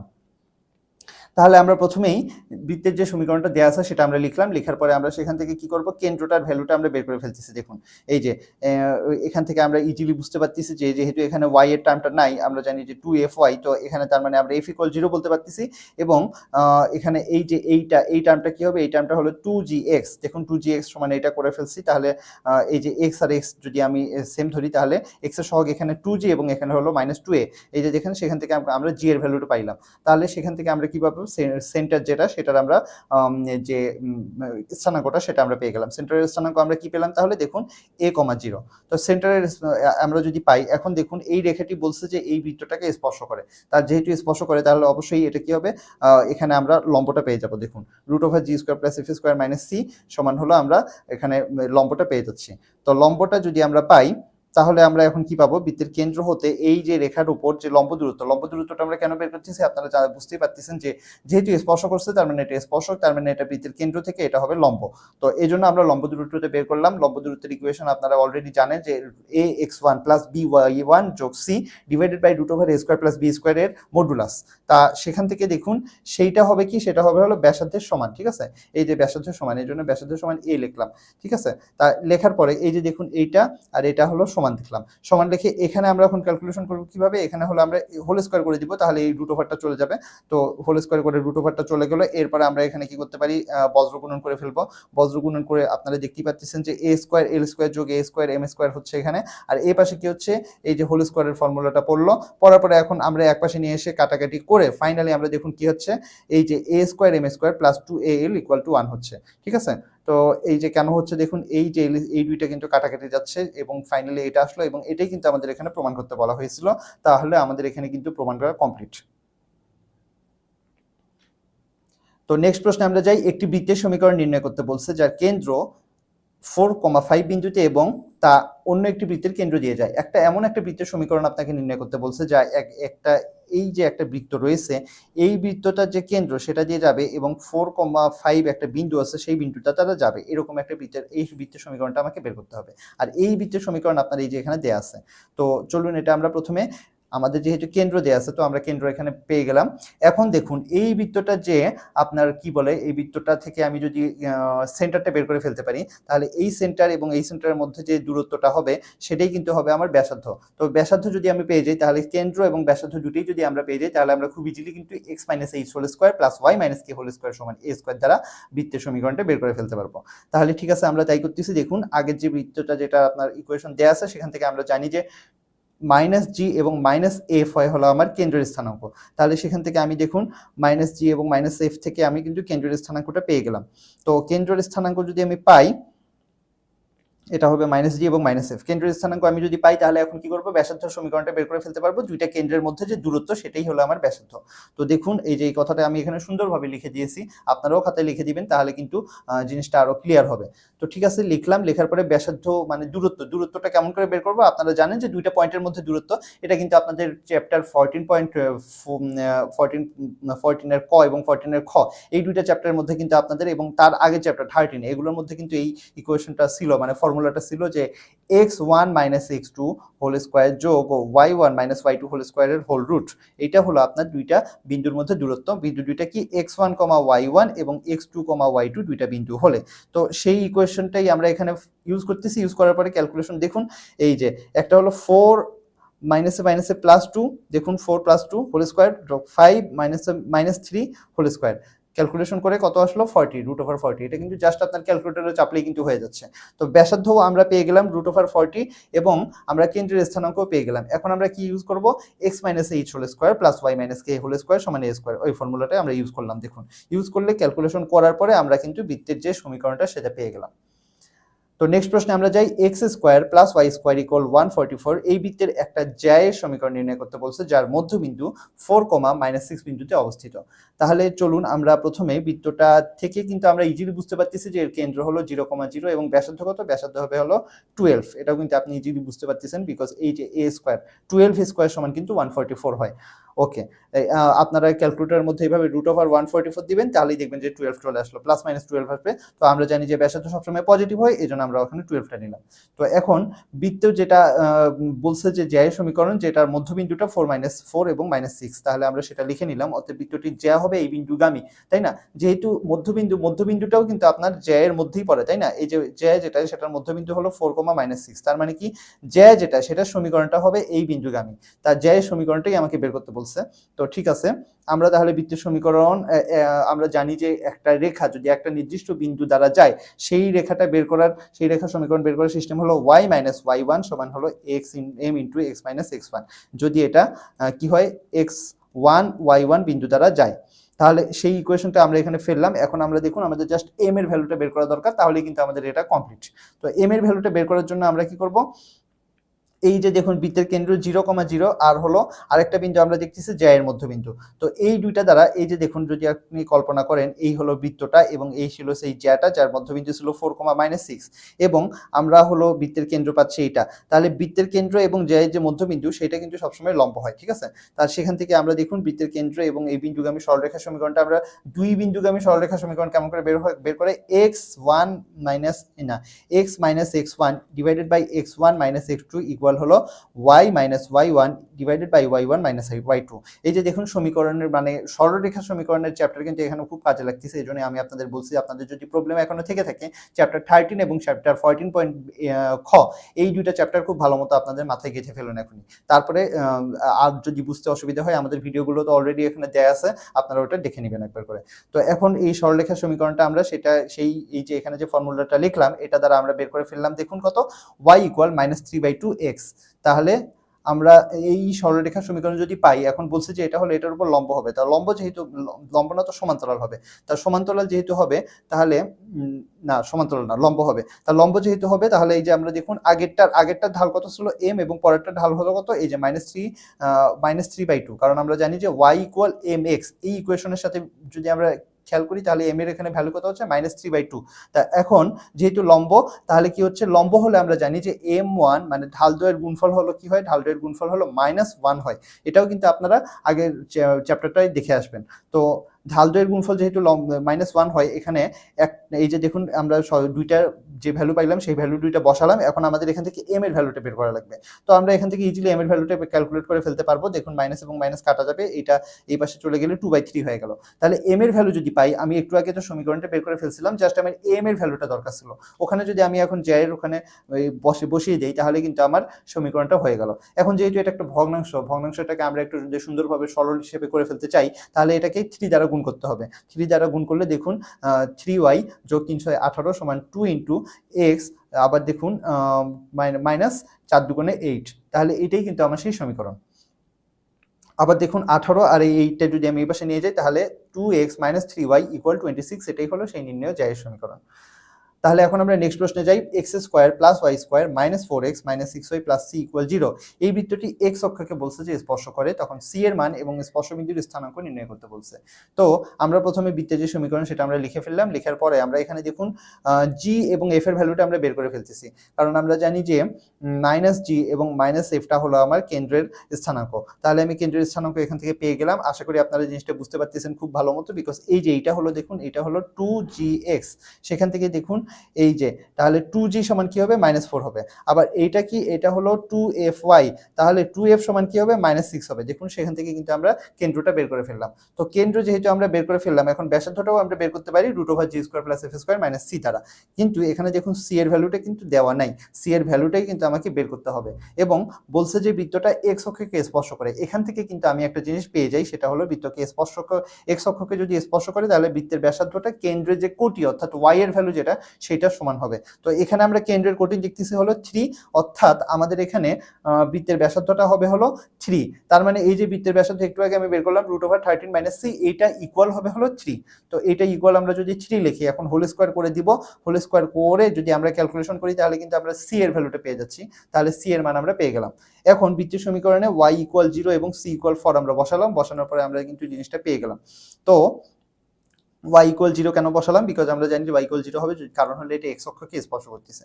ঠিক আছে, এখন আমরা এটা পাইলাম। এখান থেকে আমরা দেখুন এখান থেকে আমরা x² - 4x + 4 মানে হলো আমরা জানি যে a - b হোল স্কয়ারের ফর্মুলা এখানে পড়তেছে। তো আমরা x - 2 হোল স্কয়ার = 0 লিখলাম, সেখান থেকে কিন্তু আমরা পাচ্ছি x = হলো 0। তাহলে x = 0 না, তো আসলে x - 2 হোল স্কয়ার = 0 মানে হলো x - 2 = 0, অর্থাৎ x = হলো 2। তাই x এর ভ্যালুটা কি, আমার ভুজের ভ্যালু, তাই না? তাহলে স্পর্শবিন্দুর স্থানাঙ্ক আমরা 2 পেলাম এবং y এর ভ্যালুটা আমরা কি দেখতেছি এখানে 0, তো 0 পেলাম। তো এই যে এখন স্পর্শবিন্দুর স্থানাঙ্কও কিন্তু আমি সেই সঙ্গে পেয়ে গেলাম। তাহলে আমার c এর ভ্যালুটাও আমরা পেয়ে গেলাম, আবার স্পর্শবিন্দুর যে স্থানাঙ্কটা সেটাও আমি কিন্তু পেয়ে গেলাম। তাহলে আমাকে কিন্তু এটাই বের করতে বলছিল, তাহলে আমার অঙ্ক কিন্তু এখানেই কমপ্লিট। ঠিক আছে, তো এখন সংক্ষিপ্ত প্রশ্নোত্তরের সেগমেন্ট শেষ। এখন আপনাদের জন্য কিছু সেলফ প্র্যাকটিসের জন্য ম্যাথ দেওয়া হয়েছে। এখানে দেখুন এইগুলো কিন্তু বিগত সালে বিভিন্ন সময়ে পরীক্ষায় এসেছে এবং আপনাদের সামনের পরীক্ষায় আসার মতো বলেই এখানে আমরা শর্টলিস্ট করে নিয়ে আসছি। সো আপনারা অবশ্যই বাসায় এগুলো নিজে থেকে ট্রাই করবেন। এখন আমরা রচনামূলক প্রশ্নোত্তরের সেগমেন্টে চলে আসলাম। প্রথম প্রশ্নে আমরা দেখতেছি কেন্দ্রের স্থানাঙ্ক আপনাকে দেওয়া আছে এবং বৃত্তটা বলছে যে ওয়াই অক্ষকে স্পর্শ করে। তো বৃত্তটির সমীকরণটি নির্ণয় করতে বলছে এবং এক্স অক্ষ থেকে যে অংশ ছেদ করে তাও নির্ণয় করতে বলা হয়েছে। তো দেখুন এগুলোর জন্য কিন্তু আপনার থিওরিটিক্যাল পার্টটা অনেক ইম্পর্টেন্ট। এই জন্যই কিন্তু আমি বলি সবসময় যে অবশ্যই আপনারা ম্যাথমেটিক্স পড়ার সময় আপনারা অনেকেই আছেন যে আমি জানি যে আপনি থিওরিটিক্যাল পার্টটা স্কিপ করে শুধুমাত্র ম্যাথগুলো করা ট্রাই করেন, বাট এটা কখনোই করবেন না। বিকজ আপনার থিওরিটিক্যাল নলেজ যদি আপনার ভালো থাকে তাহলে কিন্তু আপনি ম্যাথ আগের চেয়ে অনেক ভালো বুঝবেন। আর যদি আপনি থিওরিটিক্যাল পার্ট বাদ দিয়ে শুধুমাত্র ম্যাথ প্র্যাকটিস করা শুরু করেন সেক্ষেত্রে কিন্তু আপনারা জিনিসটা ভালো ক্যাচ করতে পারবেন না। সেক্ষেত্রে জাস্ট প্রশ্নটা একটু ঘুরিয়ে দিলে কিন্তু আপনাদের কাছে কনফিউশন হয়ে যাবে। তো অবশ্যই থিওরিটিক্যাল পার্টটা আপনারা পড়বেন। তো এখন এই জন্যই কিন্তু আমরা থিওরিটিক্যাল পার্টটাকে অনেক জোর দিয়ে থাকি এবং থিওরিটাকে অনেক বিস্তারিতভাবে বোঝানোর চেষ্টা করে থাকি। তাহলে দেখুন আমরা বৃত্তটির সমীকরণ আমরা প্রথমে বৃত্তের সাধারণ যে সমীকরণ সেটা আমরা লিখলাম। লেখার পরে কেন্দ্র যেহেতু আমরা পেয়েছি তো সেখান থেকে আমরা কিন্তু কেন্দ্রের স্থানাঙ্কটা আমরা এখানে লিখে ফেললাম এবং সেখান থেকে আমরা জি এবং এফ এর ভ্যালু পেলাম এবং সি আমরা জানি যে ওয়াই অক্ষকে যদি স্পর্শ করে তাহলে এফ স্কোয়ার সমান হলো সি হয়। ওয়াই অক্ষকে স্পর্শ করলে এফ স্কোয়ার সমান সি হয়। তো এফ এর ভ্যালু আমরা এখানে দেখতেছি -2, তাহলে -2 হোল স্কোয়ার করলে হলো 4 হয়। তাহলে এফ সি এবং জি তিনটারই ভ্যালু আমরা পেয়ে গেলাম। তার মানে আমরা বৃত্তের সমীকরণটা কিন্তু আমরা পেয়ে গেছি। তো বৃত্তের সমীকরণটা আমরা এখানে তাহলে 1 নম্বর সমীকরণে বসালেই কিন্তু আমরা পেয়ে যাচ্ছি। তো বসালাম, এই যে দেখুন জি, এই যে দেখুন এফ এবং সি সবগুলো ভ্যালু বসিয়ে পেয়ে গেলাম। এখন বলছে যে বৃত্তটি এক্স অক্ষ হতে যে অংশ ছেদ করে তা বের করতে। তো বৃত্ত এক্স অক্ষ থেকে যে অংশ ছেদ করে সেটা আমরা জানি 2√g² - c।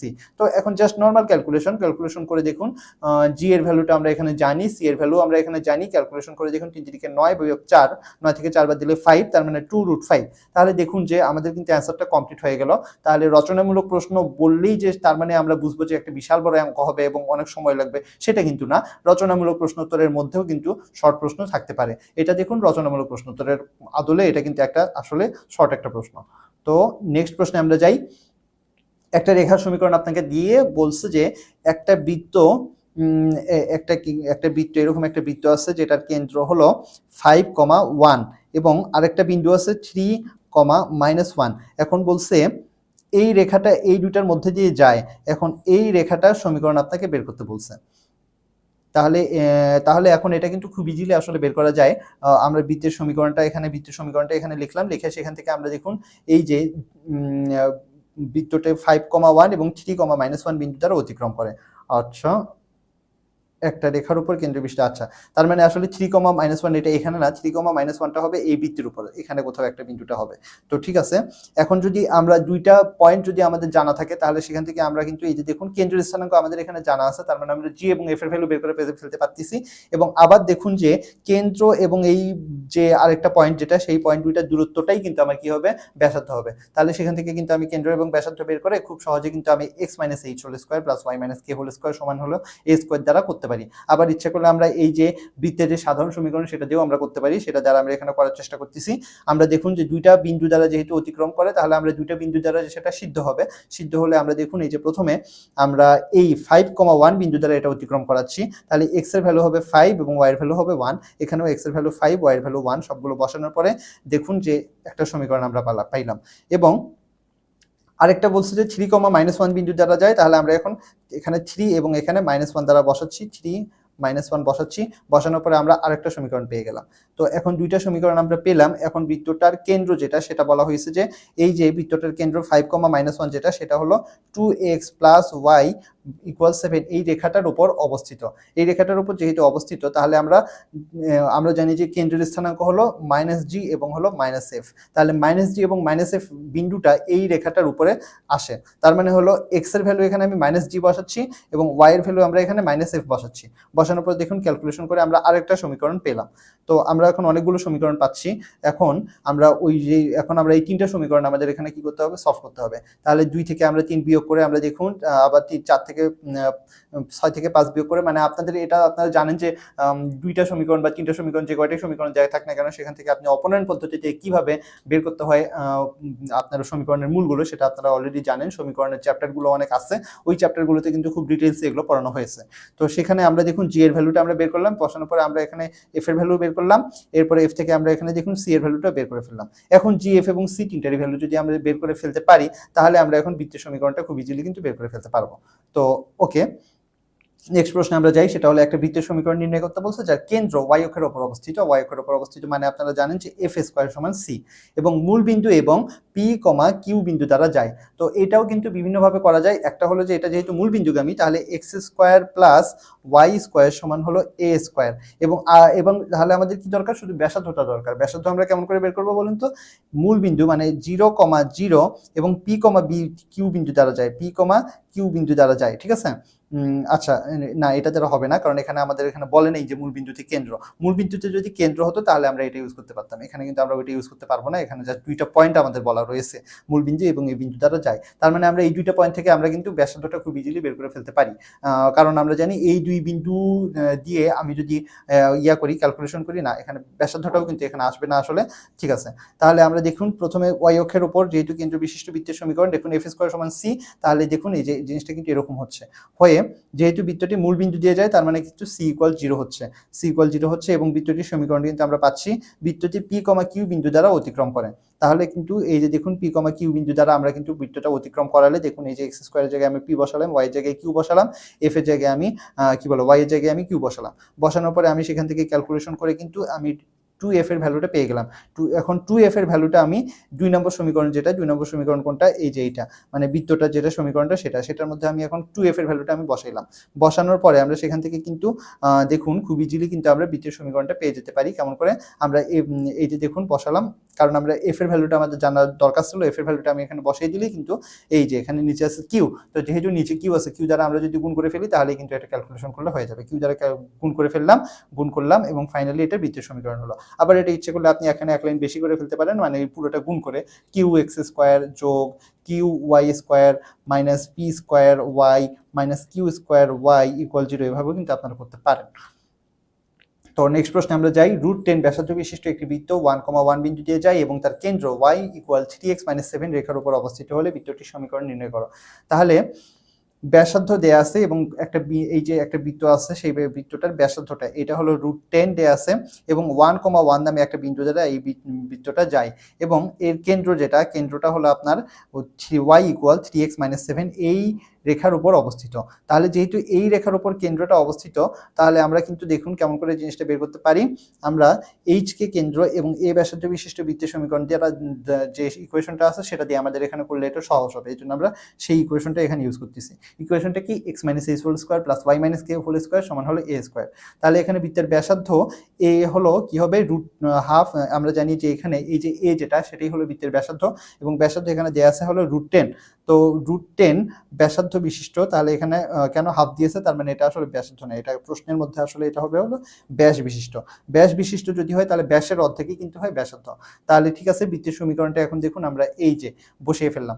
তো এখন এই পর্যন্ত যদি বসানো হয়, এখন আমাদের জাস্ট এইচ এবং কে, এটা হলো কে, এইচ এবং কে, এই দুইটা ভ্যালু আমাদের এখন বের করতে হবে।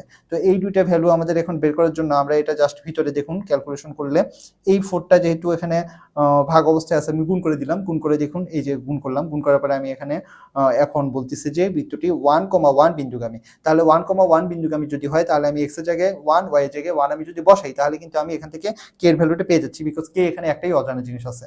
তো ঠিক আছে, এখন যদি আমি সেটা করি, দেখুন এই যে কে এর ভ্যালুটা আমরা এখানে পেয়ে যাচ্ছি। তো কে এর ভ্যালু আমি যদি পাই তাহলে কিন্তু সেখান থেকে আমি 1 মাইনাস এই যে এটা হলো এইচ হবে, তো এইচ হলো এটা এইচ হবে। তারপরে এই যে ক্যালকুলেশন করলাম, ক্যালকুলেশন করার পরে ফাইনালি কিন্তু আমি একটা জিনিস পাচ্ছি। এখন বৃত্তটির কেন্দ্র এইচ কে বিন্দুটি একটা রেখার উপর অবস্থিত, আমরা জানি যে y ইকুয়াল 3x - 7 এই রেখার উপর যেহেতু অবস্থিত, তার মানে আমরা বলতে পারি কি যে এই যে কে যেটা সেটা হবে কি, এবং এইচ যেটা সেটা হবে কি, এই রেখার ওয়াই এর জায়গায় আমি কে বসালাম, এক্স এর জায়গায় আমি এইচ বসালাম, তাহলে কিন্তু এটা সিদ্ধ হবে। তো দেখুন সেটাই আমরা এখানে করছি, করার পরে সেখানে এখন কে এর মান যেটা আমরা এখানে পেলাম সেটা আমি আগে যে 2 নম্বর সমীকরণ যেটা বের করেছি ওইটার মধ্যে আমি বসাবো, বসানোর পরে তাহলে সেখান থেকে আমি ক্যালকুলেশন করার পরে কিন্তু দেখুন এটা একটা অনেক বড় ক্যালকুলেশন। এখানে হোল স্কোয়ারের ফর্মুলা যাচ্ছে, তারপরে আবার সেটার সাথে আবার গুণ হচ্ছে, গুণ করার পরে যোগ বিয়োগ করা হচ্ছে, ভিতরকার কি হচ্ছে সেটা আপনারা ইজিলি বুঝতেই পারতেছেন। তো সেটা হওয়ার পরে ফাইনালি আমরা দেখতেছি যে এই যে এখানে a মাইনাস বি হোল স্কোয়ারের ফর্মুলা আমরা ইউজ করতে পারতেছি। সেখান থেকে আমি এই যে দেখুন এটা রুট ওভার করে দিলাম, রুট ওভার করে দিলে 2s মাইনাস 5 ইকুয়াল 0, অর্থাৎ h ইকুয়াল হলো 5/2 পেয়ে গেলাম। তো h এর ভ্যালু আমরা এখানে পেলাম। এখন h এর ভ্যালুটা আমি যদি এখন 2 নম্বর সমীকরণে বসাই তাহলে সেখান থেকে আমি k এর ভ্যালুটা পাই যাব।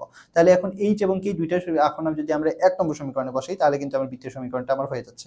দেখুন দ্বিতীয় সমীকরণ হলো, তারপরে ভিতরে হচ্ছে a minus b whole square হচ্ছে, হওয়ার পরে দেখুন এখানে যেহেতু ভগ্নাংশ আছে, ভগ্নাংশ অর্থাৎ 4 দ্বারা আমি গুণ করে দিচ্ছি, গুণ করে দিয়ে এটা আমরা কমপ্লিটলি আমরা ইকুয়েশনটা পেয়ে যাচ্ছি। সেটাই হলো আমার দ্বিতীয় সমীকরণ। তো বৃত্তীয় সমীকরণ আমাদের পেয়ে গেলাম। পরবর্তী প্রশ্নে আমরা যাই। একটা বৃত্তীয় সমীকরণ নির্ণয় করতে বলছে যার কেন্দ্র 6,0 এবং যা x² + y² - 4x = 0 বিন্দুটি এবং x, 3 রেখা ছেদ বিন্দু দ্বারা অতিক্রম করে।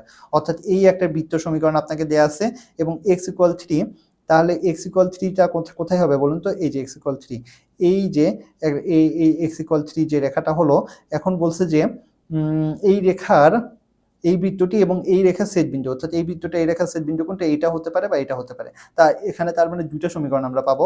এইখানে একটা বৃত্ত হতে পারে তা এবং এখানে একটা বৃত্ত হতে পারে, বাট এখানে যেহেতু দুইটা হবে না, কারণ হলো এখানে কেন্দ্র 6,0 দেওয়া রয়েছে। আমরা দেখবো যে এই দুইটার মধ্যে কোনটার কেন্দ্র 6,0 হয়, সেইটাই কিন্তু আমরা সেই বৃত্তের সমীকরণটা হবে। তাহলে প্রথমে আমরা প্রদত্ত রেখার সমীকরণটা আমরা কি সেটা আমরা লিখলাম, লিখার পরে বৃত্তের সমীকরণ যেটা দেয়া আছে সেটাও আমরা লিখলাম। অবশ্যই আপনারা প্রথমে দেয়া আছে দিয়ে বা প্রশ্ন মতে দিয়ে আপনারা সুন্দরভাবে কি কি দেয়া আছে সুন্দরভাবে লিখে ফেলবেন। লিখে ফেলার পরে এখন আমরা 2 নম্বর সমীকরণে x = 3 বসাচ্ছি। কেন বসাচ্ছি? কারণ এইটা যে বৃত্তটা সেটা কিন্তু এই রেখার ছেদ বিন্দু দ্বারা যাচ্ছে। তাহলে x এর ভ্যালু যদি আমরা এখানে বসাই তাহলে কিন্তু আমরা সেখান থেকে y এর ভ্যালুটাও পেয়ে যাব। তো x এবং y এর ভ্যালুটা পেলে এই যে ছেদ বিন্দুর স্থানাঙ্ক এটাই সম্ভবত হবে। তো এই স্থানাঙ্কটা কিন্তু আমরা পেয়ে যাব। দেখুন ছেদ বিন্দুটা আমরা পেয়ে গেলাম, দুইটা ছেদ বিন্দু এখানে পাচ্ছি, কারণ এখানে দেখুন প্লাস মাইনাস বলছে, এখানে একটা পাচ্ছি এবং এখানে একটা পাচ্ছি। আমরা কিন্তু এখনো কেন্দ্র যে 6,0 এটা আমরা ধরি নেই, এটা যেহেতু ধরি নেই এই জন্য আমরা এখানে দুইটা পাচ্ছি। তো দুইটা পেলাম। এখন আমরা দেখি 6,0 এবং 3,√3 এই দুটার মধ্যে যে দূরত্বটা, এই যে দেখুন এই যে ধরি যে আমরা 6,0 কোথায় হবে, মনে করেন যে এইখানে কোথাও হলো, তাহলে এই যে দুইটা মানে এখানে কোথাও হবে এবং সেটা হলো কেন্দ্র, তার মানে এরকম বৃত্তটা এরকম টাইপের হবে আর কি। তা এখন এই দুইটার যে দূরত্ব সেটাই কিন্তু আমার কি হবে, ব্যাসার্ধ হবে। এবং আপনারা জানেন যে দুইটা পয়েন্টের মধ্যকার যে দূরত্ব সেটা বের করার সিস্টেম হলো x1 - x2 হোল স্কয়ার যোগ y1 - y2 হোল স্কয়ার, এই পুরোটার উপরে হলো রুট ওভার। তো সেটা আমরা এখানে দিলাম, দেওয়ার পরে সেখান থেকে আমরা দেখুন ব্যাসার্ধটা পেয়ে গেলাম। তো ব্যাসার্ধ যদি পাই, এখন আমরা h এর ভ্যালু জানি, k এর ভ্যালু জানি, আবার ব্যাসার্ধও জানি। সবগুলো বসাইলে সবগুলো ক্যালকুলেশন করে আমরা a - b হোল স্কয়ারের ফর্মুলা দিয়ে তারপরে ফাইনালি কিন্তু আমরা যেটা পাবো সেটাই কিন্তু আমার বৃত্তের সমীকরণ। পরের প্রশ্নে y অক্ষকে স্পর্শ করে এবং দুইটা বিন্দু দ্বারা অতিক্রম করে এরূপ দুইটি বৃত্তের সমীকরণ নির্ণয় করতে বলা হয়েছে। তাহলে এরকম এটা y অক্ষকে, এই যে y অক্ষকে স্পর্শ করছে, আবার দেখুন যে 3,0, তাহলে এই যে দেখেন এটা মনে করেন যে 3,0, আবার এখানে আছে হলো 7,0, এরকম দুইটা বৃত্তের সমীকরণ এখানে বের করতে বলা হয়েছে। তো এখানে একটা মনে করেন এটা একটা হলো, আবার এখানে আরেকটা হলো, এই দুইটা বৃত্ত পাইলাম আমরা। তো এখন বৃত্তটির সমীকরণটা এরকম হবে, আমরা নর্মাল সমীকরণ যেটা আছে সেটাই আমরা ফার্স্টে লিখে ফেলবো। লেখার পরে যেহেতু 3,0 এবং 7,0 এই বিন্দু দুইটা দ্বারা যেহেতু যায়, তার মানে এই বিন্দু দ্বারা কি হবে, এই বৃত্তের সমীকরণগুলো সিদ্ধ হবে। তাহলে আমরা এখানে এই যে দেখুন 3,0, আবার আরেকবার 7,0, আমরা এখানে বসাবো। বসানোর পরে দেখুন আমরা সমীকরণ পেয়ে যাচ্ছি দুইটা সমীকরণ থেকে। এখানে আমরা জি এবং এফ এর ভ্যালু কিন্তু আমরা এখান থেকে পেয়ে যাব। তো জি এবং এফ এর ভ্যালু আমরা যদি পেয়ে যাই, দেখুন এই যে 2 এবং 3 যদি আমরা বিয়োগ করলে এখানে এফ কিন্তু কোনো টার্ম নেই, কারণ আমি দেখতেছি যে দুইবারই কিন্তু ওয়াই এর ভ্যালুটা 0 আছে এবং ওয়াই অক্ষকে স্পর্শ আছে। ওয়াই অক্ষকে স্পর্শ করলে তো এফ এর টার্মটা থাকবেই না। তো তাহলে আমাদের এখানে একটাই জিনিস দরকার, সেটা হলো জি এর ভ্যালুটা। তো জি এর ভ্যালুটা আমরা দেখুন এখানে অপনয়ন পদ্ধতি প্রয়োগ করে ক্যালকুলেশন করে ফেললে জি এর ভ্যালু যদি আমরা পেয়ে যাই তাহলে কিন্তু আমার বৃত্তের সমীকরণটা এখন এই যে দেখুন 2 নম্বর সমীকরণে আমি যদি বসাই, এখানে কিন্তু আমার সি এর ভ্যালুটাও আমি পেয়ে যাচ্ছি। তো সি এর ভ্যালু এবং জি এর ভ্যালু পেলে এখন প্রতিটি ওয়াই অক্ষকে স্পর্শ করলে দেখুন 2√f² - c ইকুয়াল হলো জি হয়। এটা হলো কন্ডিশন যে ওয়াই অক্ষকে স্পর্শ করলে 2√f² - c হলো 0 হয়। তাহলে সেখান থেকে আমরা এটা যদি বর্গ করি, বর্গ করলে দেখুন f² - c, যদি এই 2টা এখানে ভাগ অবস্থায় আছে, গুণ অবস্থায় আছে, নিচে ভাগ হয়ে গেল, 0/2 মানে তো 0ই হয়। তাহলে f² - c, অর্থাৎ সেখান থেকে আমরা জানি যে f² = c। আমরা ডাইরেক্ট কিন্তু বলতে পারতাম যে এফ স্কোয়ার সমান সি, এটা কিন্তু আমরা ডাইরেক্ট কন্ডিশনই জানি, সেটা দ্বারাও কিন্তু আমরা এখানে করে ফেলতে পারতাম। তাহলে সেটা সমান হলো 21, কারণ সি এর ভ্যালু আমরা একটু আগে বের করে আসছি 21। তাহলে সেখান থেকে আমরা এফ এর ভ্যালু পাচ্ছি +-21 √21।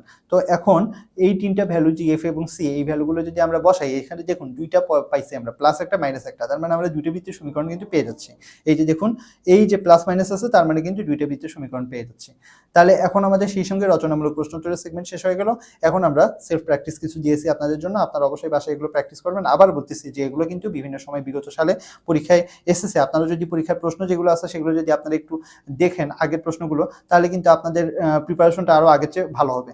এবং আমরা কিন্তু শর্ট লিস্ট করে এনেছি যে আপনাদের জন্য মোটামুটি সব টাইপই এখানে কমন হয়, যেন আপনাদের এই কয়টা ম্যাথ করলে যেন আপনাদের মোটামুটি বইয়ে কিন্তু আরও অনেক প্রচুর ম্যাথ আছে। আমি সাজেস্ট করবো যে এই ম্যাথগুলো করার পরে তারপরে আপনারা চেষ্টা করবেন বইয়ে যে বাকি ম্যাথগুলো আছে সেগুলো দেখবেন, আপনাদের কাছে ইজি মনে হবে।